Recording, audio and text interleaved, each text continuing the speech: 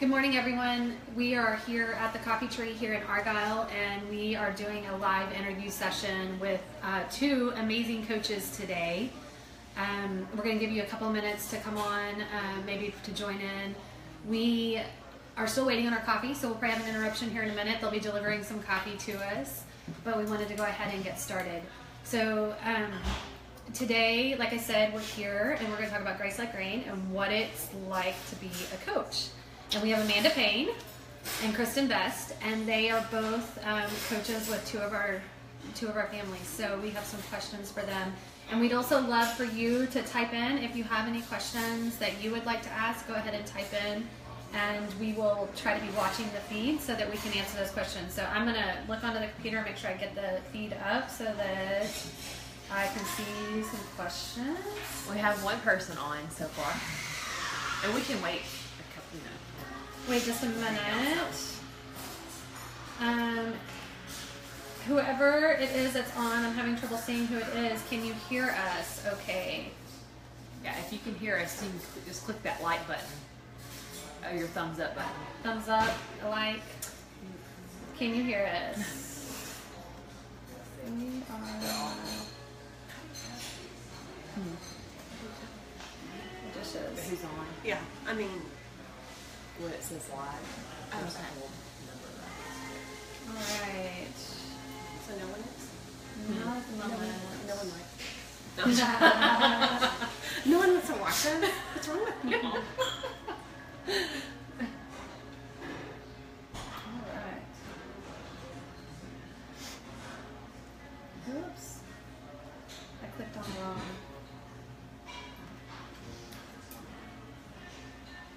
We have a lot of things in the works right now with Grace Like Rain. I think Michelle posted somewhere about we have 20 families that are on our waiting list to have.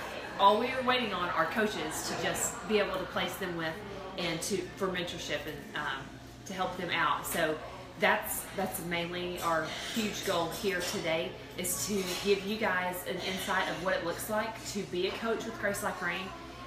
That you don't have to have all these requirements. Yeah, it's just you're opening up your heart and inviting them into your life. We're going to get our coffee real quick. Is that the almond or coconut?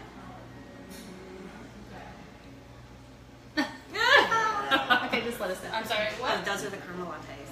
Perfect. Yeah, those are the, I was going to say. Perfect. They were the same, so. Alright, perfect. Alright, so it looks like we have a couple people that have joined in, and we have most of our coffee now, so we can kind of get started. Kristen was mentioning that we do have a wait list about 20 families deep.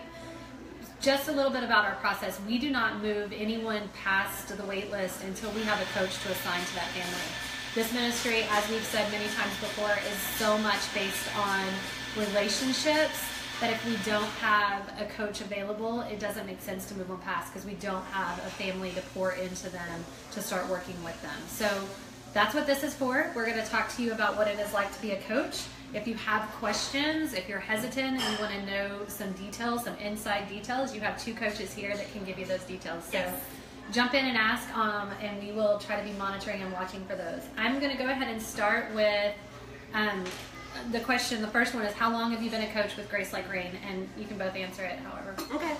So I have been a coach through Grace Like Rain for just a few months. I started in December as a coach, and I jumped right in. So it's been a really wonderful experience for me and my family. And as the questions go along, I'll be able to explain more of that. So. Okay, and I'm the same way. I just started in December, right around Christmas time was when we started transitioning. I guess fully helping this family. So. Okay, so we have been fully operational since August, September, somewhere around there, but most of the people that were doing coaching were staff members at that point. It was most of our volunteers. So we recently have had 2, 3, maybe 4, probably 4 to 5 new coaches step into this role. So it's been great to watch them grow and start bonding with their families. So. Okay, what was so special about Grace Like Rain that made you want to donate your time to this nonprofit?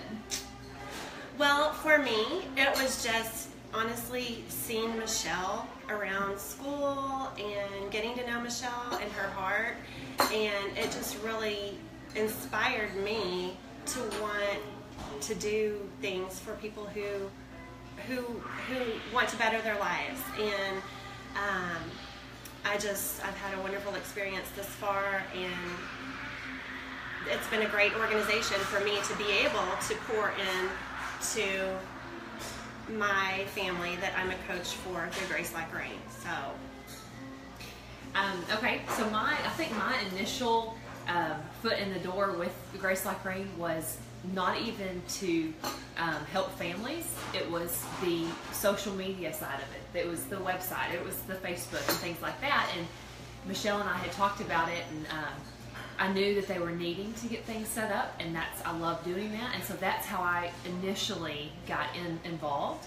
And then as time went on, I really feel like God was like, take a leap of faith.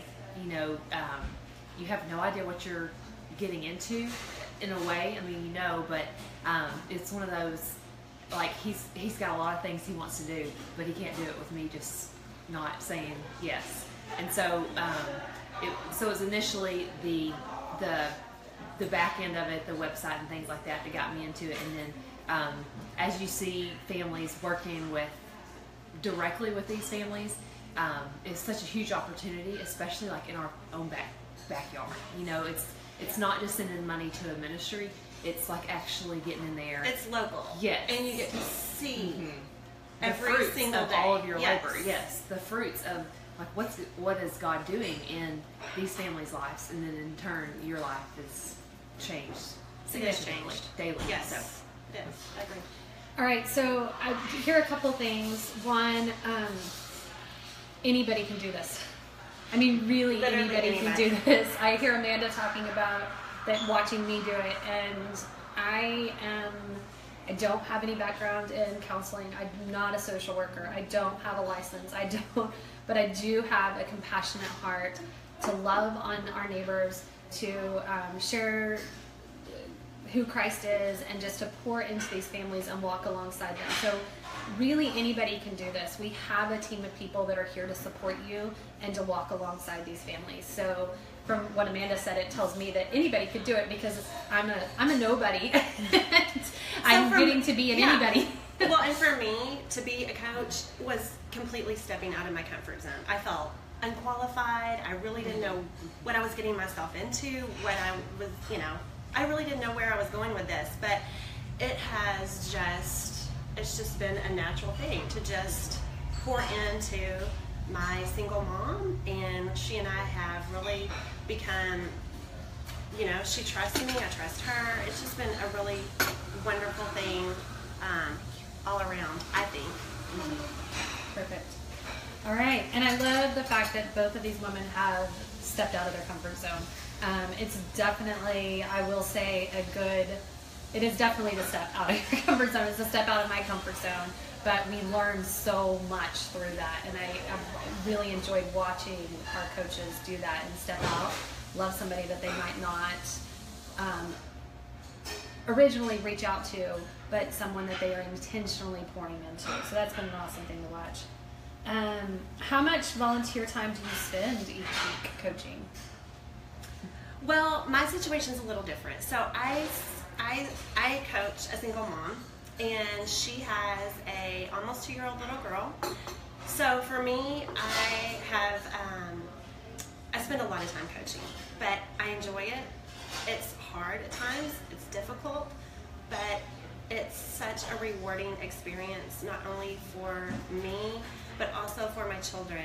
I have actually had the opportunity to host this 2-year-old little girl, and she's with me probably 85% of the time. I have her a lot, but to be able to open up my home and just to see my children interact with her it's really been an eye-opening experience, but it's also, I feel like it's brought my family together because they love on this little girl, they help me take care of her. So to answer the question, I spend a lot of my time coaching. It doesn't completely take over my life, but involved and very hands-on. And my situation is probably a little more involved than, wouldn't you say? Most coaches in Grace Like Rain.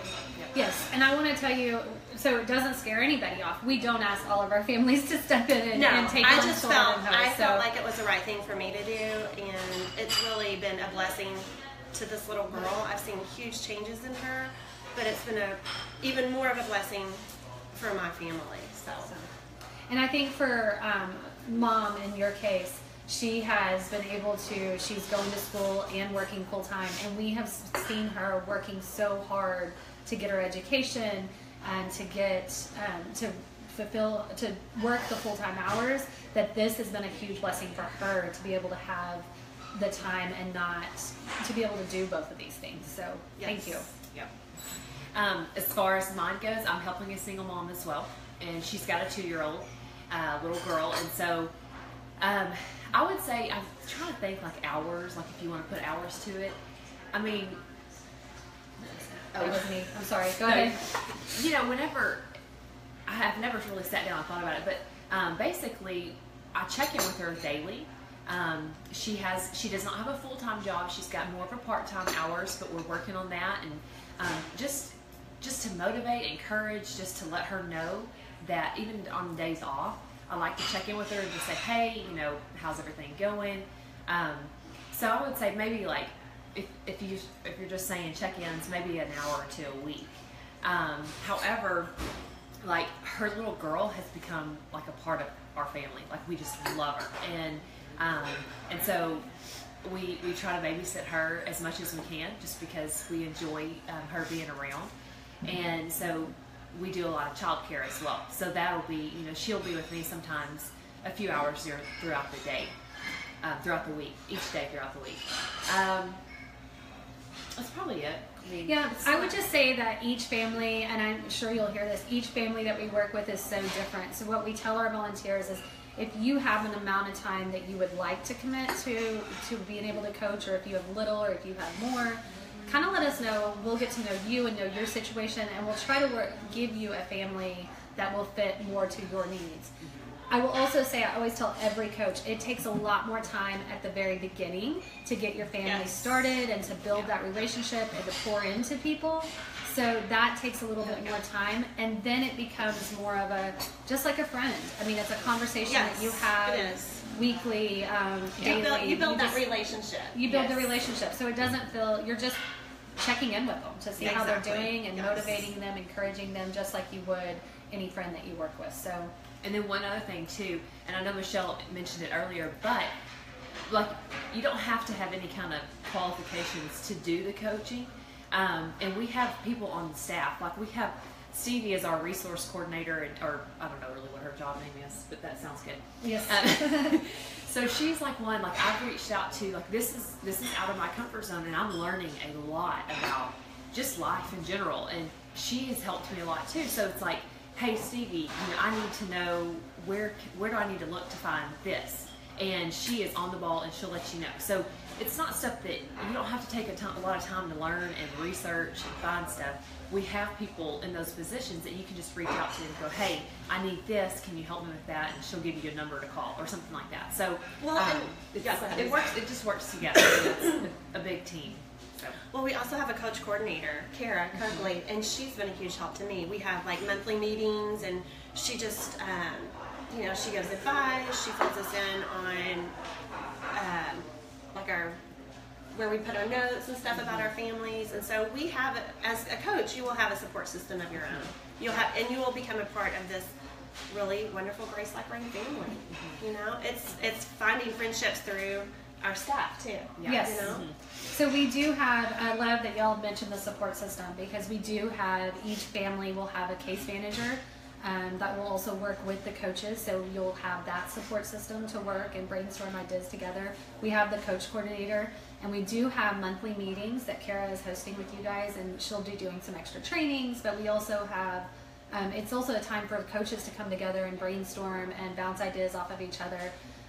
We have a private Facebook page for the coaches, so that if there's job postings or resources or just questions, they can go on to that and share and communicate together. We have our volunteer coordinator and our resource coordinator to both help in the areas of volunteers and resources that we need for our families. So you do have a huge support system. If you just ask for that, then we can help pour into you in that way. So both of these families, and I'll just answer this one, families, do they coach? Right now, all of our coaches are only coaching one family. Eventually, a coach can take on a second family, but we usually like to get in probably 3 or 4 months with the first family before we take on a second family, and that is totally up to you whether you want to or not. So we'll work with that as each time goes along. So, although I take that back, we have one coach that's coaching too. So, but she's working with them. It's a unique situation. And we talked a little bit about what it looks like coaching. Well, maybe y'all can expand on that a little bit. What does it look like to coach them? Like, what are some of the practical things that you're doing with your families? So one of the things I do with my family is I help her with her budget. I help her figure out what her expenses are for the month, how to budget her money. Another thing I do is, just help her if she needs childcare, which she does. I have Victoria a lot. So I help her with childcare. I help her if she needs groceries. I send out a request for groceries. If she just needs to chat about something, if she needs some support of, I'm having a bad day, she'll call me, we'll pray, I'll send her some scripture. So those are just a few ways that I'm, being involved in helping her, and kind of what I talk to her probably, honestly, we text and talk 2, 3, 4, 5 times a day. Now, it's just quick and short, but it's really, like I said, I would encourage you, if you're considering being a coach, I would encourage you to do so. It's truly a blessing to be able to pour yourself and your heart into others who are really struggling and who are in need of help. It's a blessing to them, but I think you'll find that you're being blessed even more so in return. I just love the fact that we're close. I do too. And I cannot move the phone to get out of it. I tried to move it, and now the sun's like, so we're just going to be angelic, whatever. So mine's basically the same. I help with the budgeting and just different life skills, I think, and the just encouragement, just motivating, encouraging, things like that. I think life skills sums it up. Yes. Just helping life skills. Helping figure out, a good routine and a healthy mindset and everything, to continue to move forward. Because our ultimate goal is for them to, be able to support themselves and their family or their, children and have the resources that they need. There's so many government resources and things like that are there for them that we want to help them as much as possible. So, okay. So was there an immediate connection with your family, or did it take a little bit of time to build that relationship? I don't know. I really think I had an immediate connection with my family. I mean, I just saw the situation she was in, and she really poured her heart out to me. And I immediately just felt like, I love this girl, I want to help her, and I saw how determined she was to accomplish school and work, and I have seen her do all that. We set goals every month for her. She has met those goals, and she even tells me 6 months ago she could not believe that she would be where she is today. So back to the question, I had an immediate connection with her because I absolutely felt that God was leading me to do something like this, and whenever she poured her heart out to me, I just immediately took her in and loved on her. Perfect. And I can jump in and say this, that not every connection is immediate. Sometimes it is, and it happens really smoothly and really easily, but it doesn't happen that way every single time. And partially because, well, first off, we're all human, and no connection, not very many connections happen instantaneously like that. Sometimes you have to work at them. And so I will say that it's wonderful when there is a smooth, easy transition and a connection, but there are ones, and even me with some of our families, we have to work at it. We have to learn to believe in them and love them unconditionally and to move forward.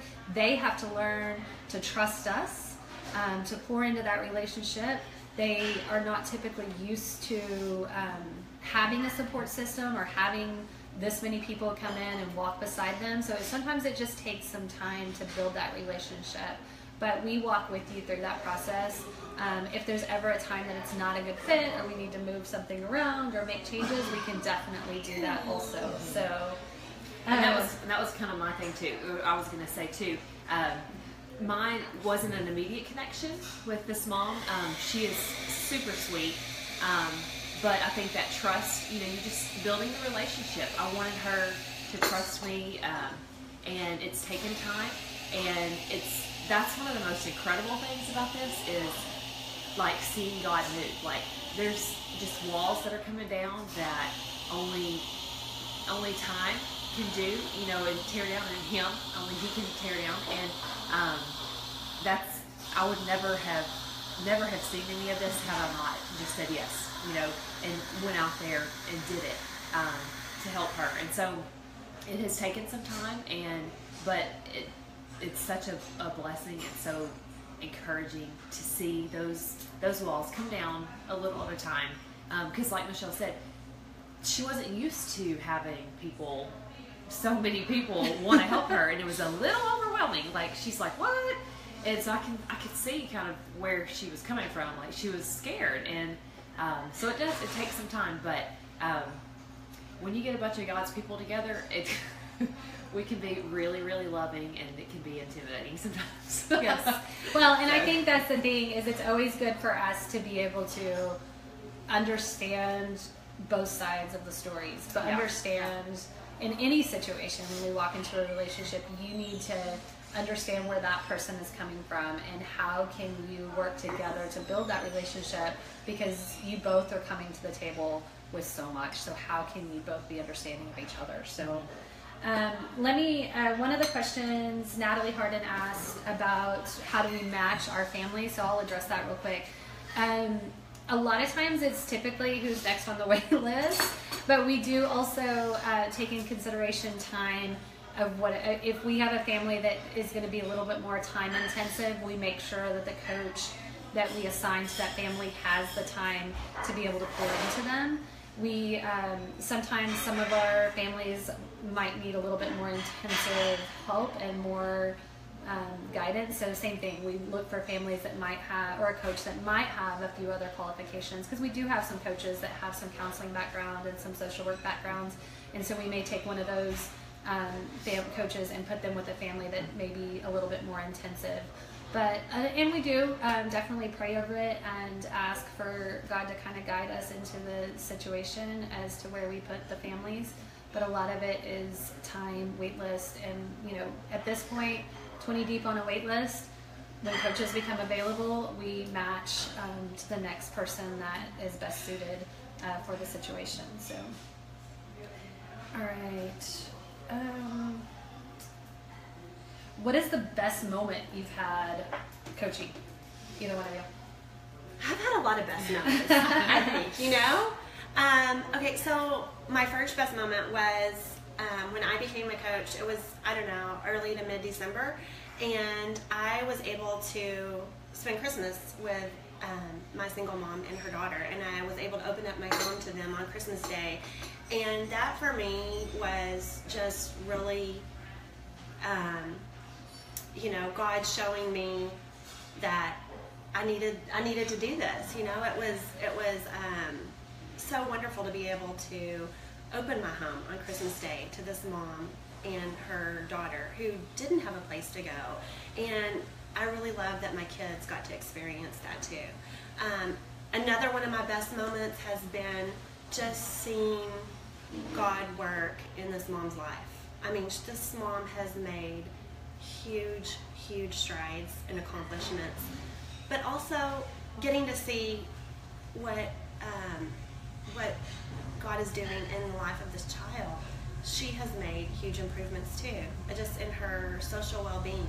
So I've had a lot of good moments. I really have. And mine are kind of this similar. Like, I think one of the best moments is just seeing how my girls interact with the little girl that we watch a lot.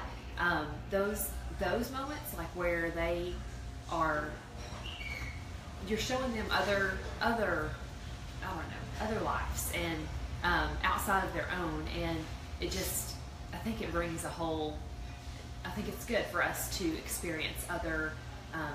It's eye-opening, not only for us, but for our children. Yes. And you're teaching our kids compassion. We're teaching our kids that there are people outside of us.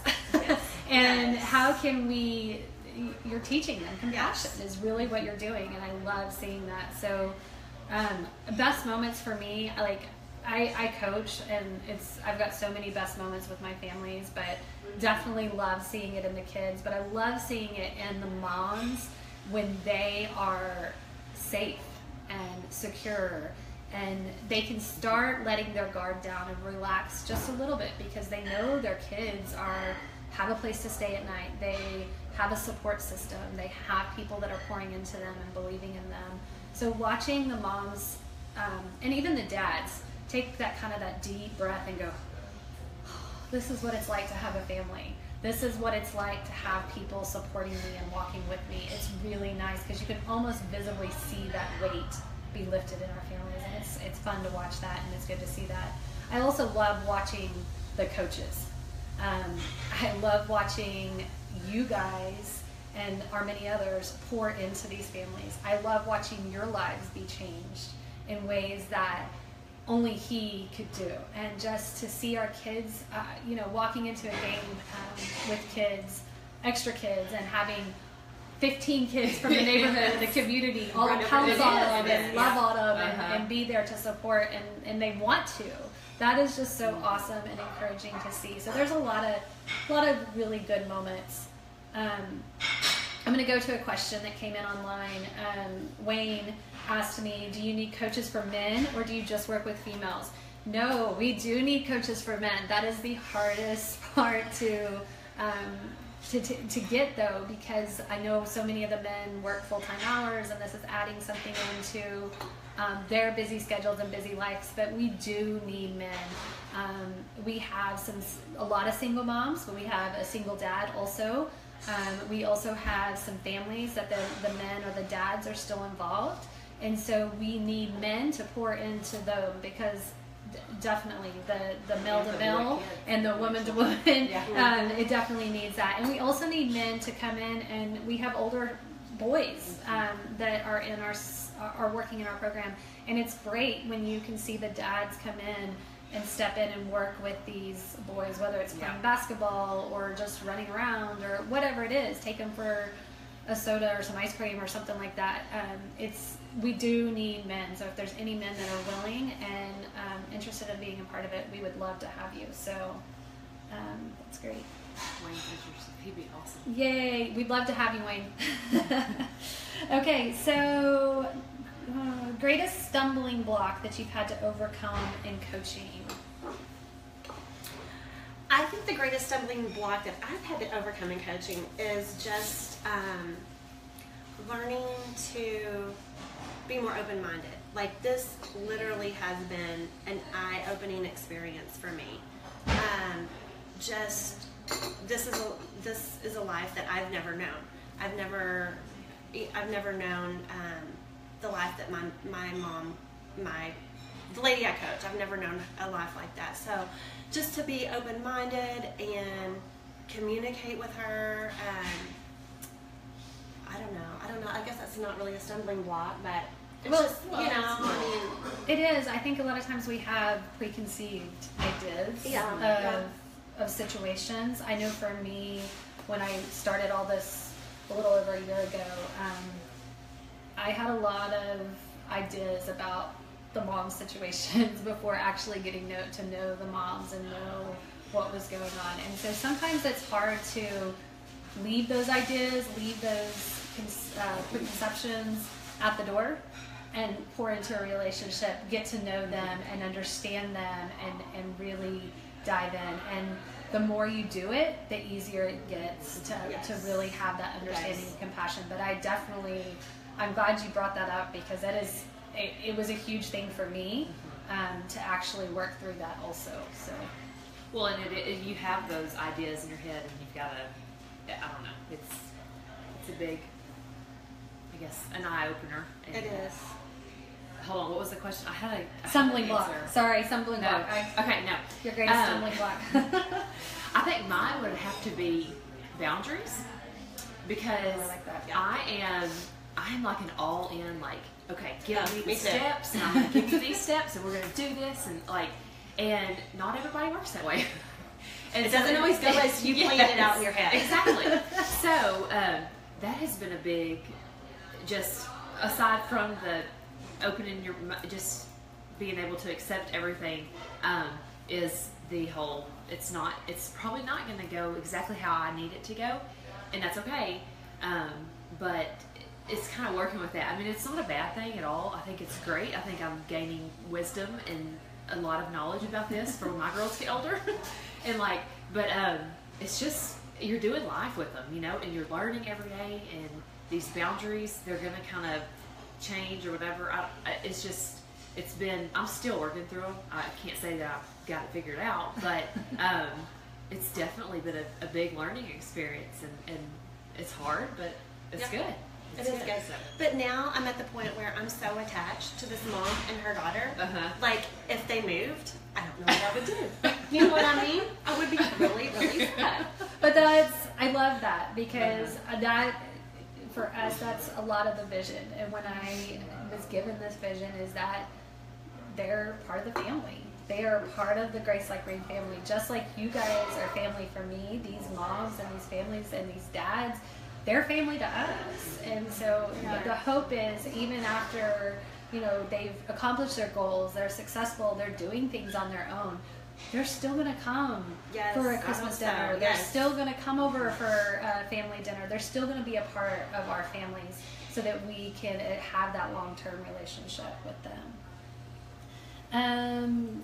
We talked a little bit. One of the questions was, do your kids spend time with the Grace Like Rain children that we coach? And you guys talked about that. So do you have any other stories? Or so I'll say, okay, whenever I pick up my kids from school, if Victoria's not in the car, my kids will go, where's... Yes. Is it? Making sure it's okay for me to say her name. Too late now. Say, Where's... yeah, okay. It's too late. Where's Victoria? Are we going to have her today? Does her mom have her? When are we getting her back? They really...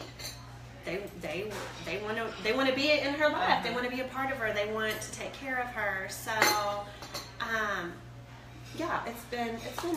it's been great for my kids to experience. And I love when Michelle said it too. It is like when you go to school functions and somebody has a kid that's not theirs, you're like, and all the kids just run up. It's like, I think it's catching on at the school. Like it is fun.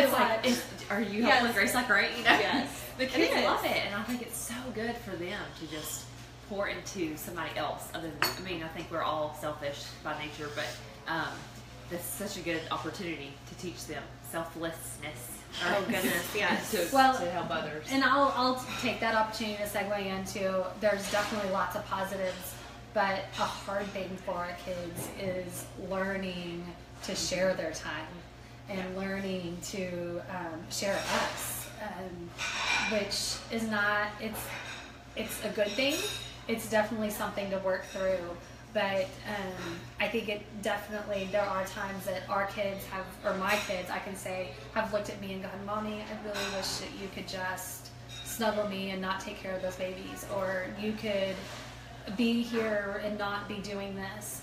And it's just, I view that, yes, it's heartbreaking for them to say that to me, but in the same sense, I view it as an opportunity to, yes, say I'm sorry that I haven't spent as much time with you, and to take them up and to snuggle them and to try to make it to the next thing or the next event and to focus more on them. but also for them to know that there is something outside of them, and that sometimes things don't always go exactly the way we want them to in life, whether it's babies that we're taking care of, or a friend that needs extra help, or somebody, anything can take that time away from them, but it can be used as a teaching tool for our kids in those moments. So, Right. okay, sorry, I think I had maybe one more. Well, we've talked a lot about the kids, but so if you wanted to become a coach, how could you do that? So Email us. Yes. So we do, I can answer that one. We do need coaches. We do monthly coaching trainings. We can also, we'll probably go ahead and do a coach's interest meeting here pretty soon that you can come in and ask more questions and be a part of it. You do need to go online and fill out our volunteer form at gracelikegrainministries.org. And after you fill out that volunteer form, we will add you to our volunteer forum. And the coach coordinator, Kara, will reach out to you if you check that coaching is something you're interested in. She'll meet with you one-on-one. You've met 2 of our coaches here. There's several more that we could connect you with if you have questions and would like to know some more information. And please, if you know me, feel free to text me, call me, ask me questions, because not only do we need coaches, but we also need just volunteers, Yes. Yes. Definitely. So volunteers, we need drivers. Several of our moms don't have vehicles, so we help them get to and from work. And we also need childcare, which is a huge need. And we're trying to work on some long-term plans to help fulfill this need, but it's going to take a little longer to get those things lined out. So right now, what we use is volunteers within the community to step in and take care of the kids that need it for the days. But our moms, the thing that for us to understand is our moms cannot go to work unless they have the child care. Yes, there's daycare facilities out there, but they're super expensive. And unless we find one that's willing to work with us on the price, it's pointless for our moms to go to work because the child care costs the same amount that they're making, most of them. So anyways, just know that we definitely, childcare is a need. We do have a private volunteer forum, again, on Facebook that we post our needs on. So even if you're just sort of interested, go ahead and fill out the application. We'll put you on the volunteer forum, and you'll at least be seeing the needs that come through so that you know, hey, I could do that. Hey, I could fill that need. So any other questions from anybody? I know there's a few people still on live. If you have any questions, this is your last chance to ask them. I think too, another just a mindset thing is like we have I'm thinking about my family in general. We've been blessed in abundance, and I feel like we can give out of that abundance. I know. Yeah. So, but when you do that, you're not only blessing your family, but you are being blessed 1,000 times in return. I mean, it's just a good feeling to be able to see what God is doing in our families and just in our community. I think it brings our community together too. Yeah. I've gotten to know so many people through Grace Like Rain, the staff. And they're genuine. They're friendships, and then even my friends, they're supporting me. They may not be in Grace Like Rain, but they support me. If my mom needs something, I can send out a text. Hey, can you, help me with this or that? She's needing this or that. And I've had a whole, handful of friends who have provided things that mom has needed, and so it's been good, to see my friends help me help this mom. So yeah, God is working in so many ways through this organization. It's really awesome to see everybody, so many people. People just, you're hearing oh, so and so helped. And you're like, man, I didn't realize she was involved too. It's like a ripple effect. It's encouraging to see other people. Argyle has done so awesome. It's been pretty incredible to see so many people give out of their abundance to and in such a short amount of time. Mm-hmm. Michelle started this back in the spring of 16, so just Yeah. We're not even a year old yet, and yeah, we've grown by leaps and bounds, and the abundance just, I don't know, watching this community come together to love, to be the hands and feet, to serve others has just been beautiful and amazing. The relationships, the friendships that are being built is really just amazing. We need volunteers, which we talked about. We still need monthly giving. Our February goal, we have a February goal to try to get, right now we're at a little over 2,000 in monthly commitments from people, and we would love to get that up. Our goal was 4,000. I know we only have a week left, but it's possible. If you are interested in giving monthly, that would be great. That helps us to be able to support these families with childcare, rent assistance, so that we can get them into homes, so that they have a place to stay. Most of our families are homeless. We do jump in and help sometimes with groceries and clothing and other needs that are a piece of that. So definitely, if you're interested in giving monthly, jump onto the website. We have financial partners all the way up from $10 up to $200 a month, depending on 10, 25, 50, whatever it is that your family can give.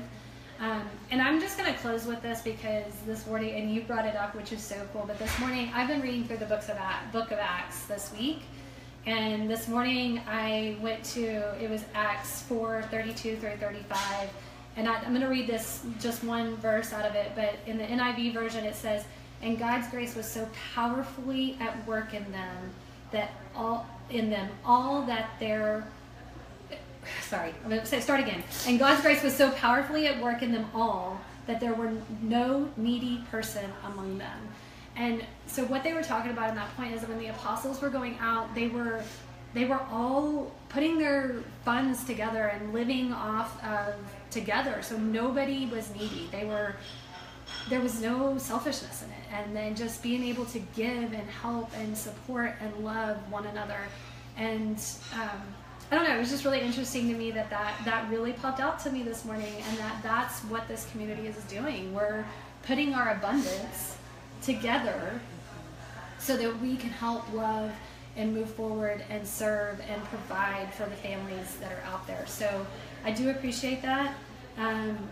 Yeah, so Kara, I see you on there. So anyways, we'll let you go, get on with the rest of your day, and please reach out to us if you have any more questions. We will put the post on the website down here in the link. And if you have any more questions at all, please reach out to us. Thank you so much for joining us this morning. Thank you. Bye, guys.